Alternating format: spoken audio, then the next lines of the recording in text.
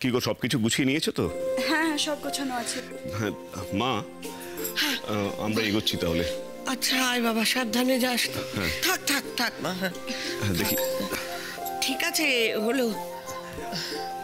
এসো। তুমিও সাবধানে থেকো কিন্তু। হ্যাঁ হ্যাঁ হ্যাঁ, ঠিক আছে। এসো। আসছি মা। এসো এসো।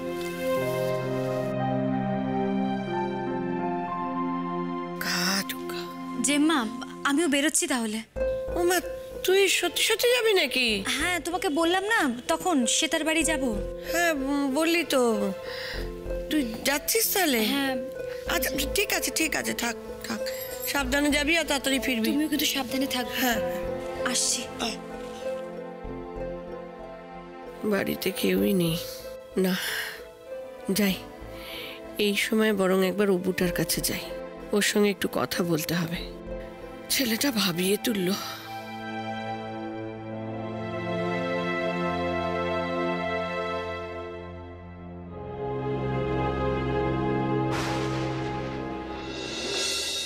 অপু, কিরে তুই আজকে কাজে বেরোবি না? কিরে জবাব দিচ্ছিস না যে? এই অপু, কিরে? কে? গুবলু?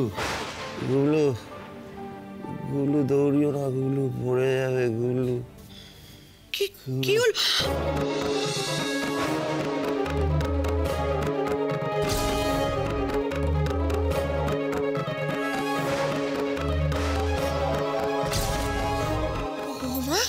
কি হলো? এ তো জ্বরে গা পুড়ে যাচ্ছে গো। কি করি অবু? এই অবু, ঈশানী,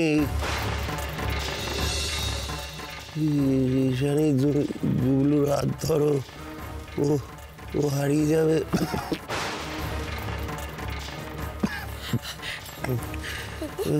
ভুল বকছে, জ্বরের ঘরে ভুল বকছে। আমি এখন কি করব? বাড়িতেও তো কেউ নেই।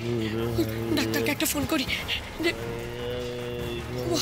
কিন্তু প্রতুল ডাক্তারও তো এখন অন্য জায়গায় থাকে, ওনাকেও তো এখন ফোনে পাবো না।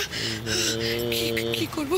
অবু, অবু, অবু, একটু জলপট্টি দেওয়ার ব্যবস্থা করি দেখি।